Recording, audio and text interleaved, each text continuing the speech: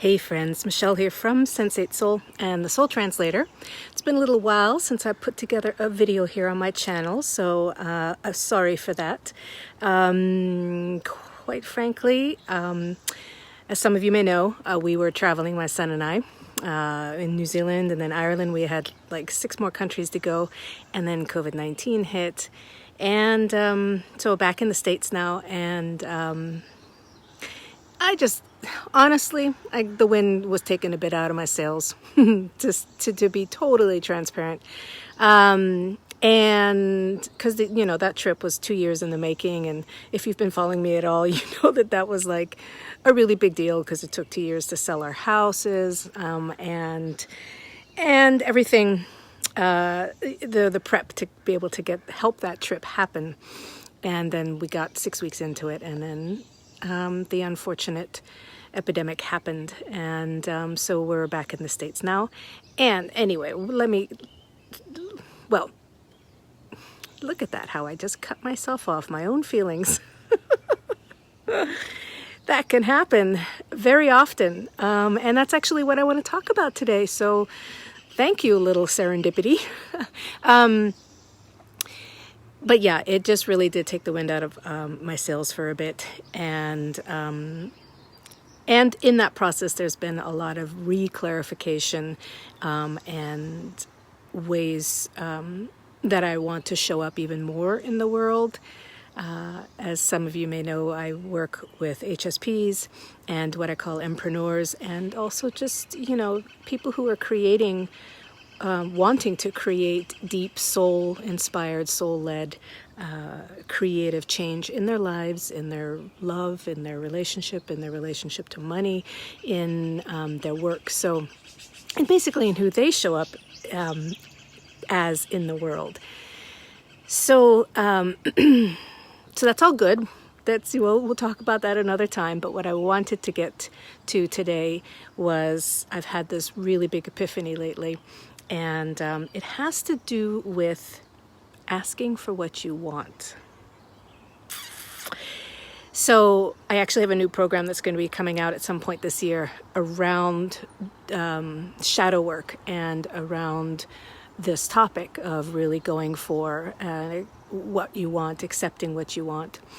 And here's the thing that I have found, the epiphany that I feel is very true, and I discovered this, of course, because of my own inner work. And there are a lot of things that can stand in the way of all of us, whether you're HSP or not, to really believe in ourselves, to really put ourselves out there, to ask for what we want, to even know often, what it is that we want. There can be so many filters and conditions and, things that get in the way of our truth. And also, not only of our truth, but also how our truth can change over time. It can deepen, it can pivot, it can, it can be recreated anew because of different things that we go through. I feel like we're like, that analogy of when you're on an airplane, the pilot is, the never really quite on the full navigation, the direct point. It's always, lopping side to side and eventually you get to your place, your destination. It's the same thing with our own personal journeys in life, I believe. So asking for what you want, knowing what you want, and then asking for what you want is really deep personal work, because it takes getting uncomfortable. And particularly for HSPs, one of the biggest things I find, and I know this is true for myself, that gets in the way of asking for what I want is fear of hurting other people's feelings, a sensitivity to hurting other people's feelings. So you may be saying right now, Michelle, yeah, that's often what being an HSP is super, super sensitivity. But the thing is, a lot of us have trauma around that. And when I say trauma, it's not so much because of what we've been asking others for what we want, because many of us just pretty much, shut that down in different ways to be safe, to be non-confrontational, to avoid conflict. And where I'm saying this trauma comes from is often those people who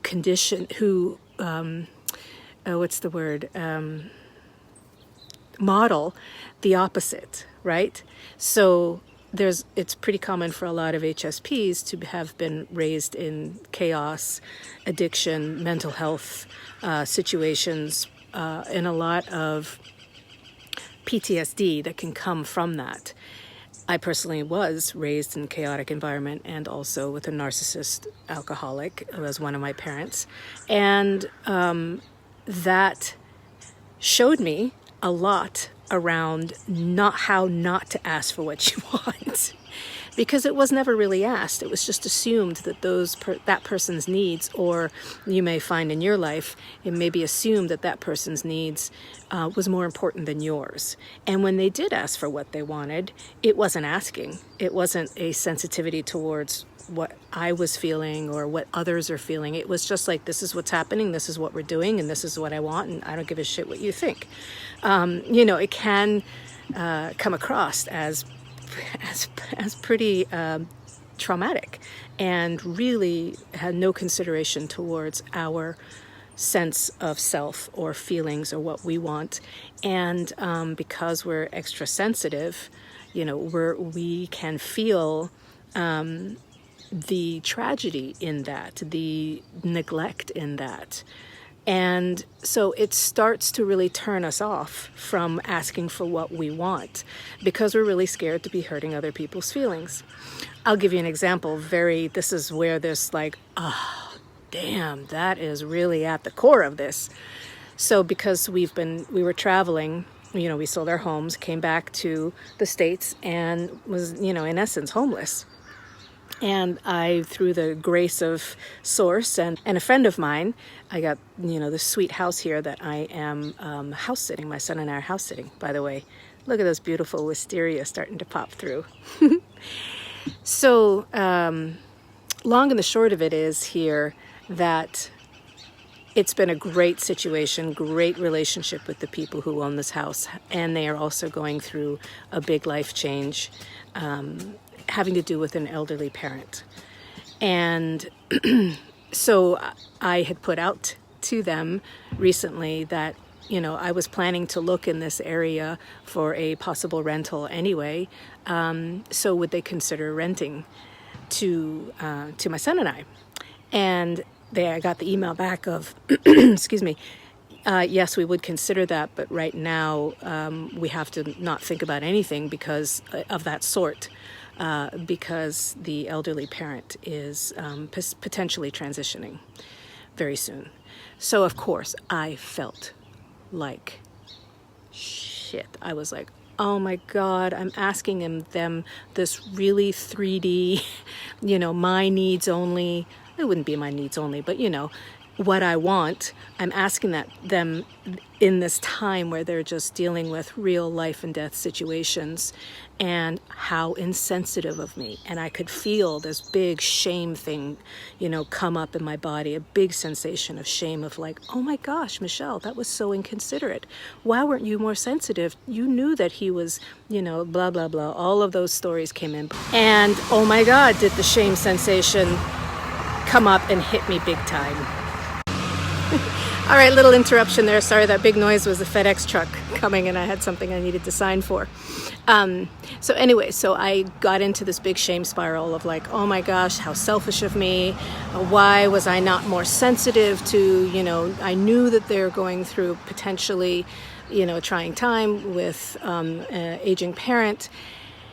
And then this realization, just hit me really right in the heart, and it just made so much sense, was that my biggest fear around asking for what I want, whether that's in relationship, in friendship, in work, in anything of the sort, and also from myself, asking for what I want from myself, is that I'm fearing that I'm going to be insensitive to the needs of others, and that I'm going to somehow steamroll them, which is what happened to me growing up as an HSP, was totally steamrolled, flattened, you know, what I wanted didn't matter. I'm not saying that as a complaint or as a victim, because believe me, I've done a lot of work around my childhood, and I'm at peace with a lot of it, actually. And it's also one of the reasons why I support HSPs, is because been there, done that, and still working, of course, on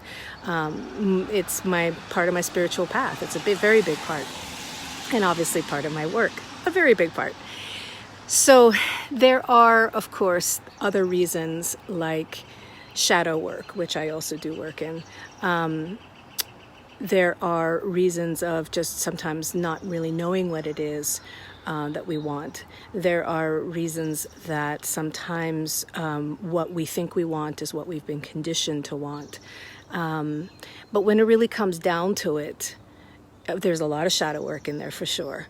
And then I feel like there's this really core, simple part of embracing that there are going to be times as HSPs where we are going to be insensitive to other people's needs. And because that we can't be perfect, we can't expect, did you hear that? We can't expect ourselves to be perfectly sensitive all the time.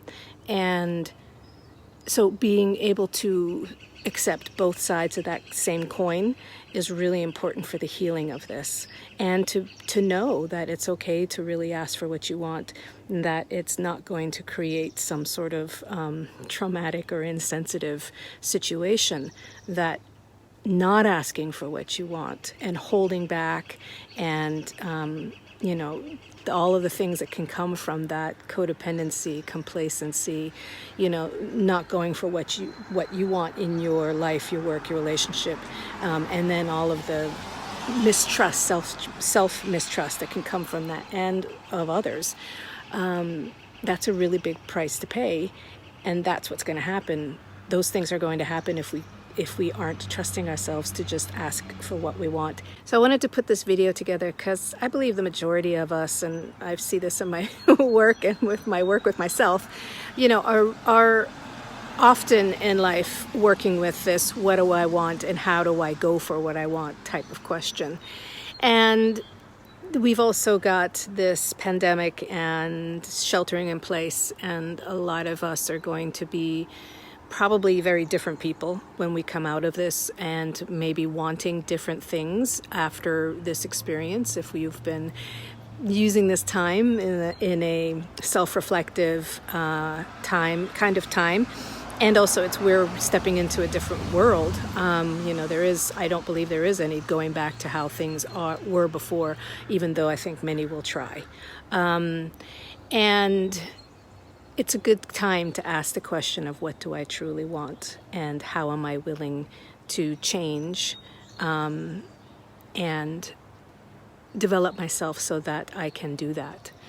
All right, so that's it for this video. So much love. Take good care. Stay healthy. Take sweet care of yourself and others. And I'll see you in the next video. Bye for now.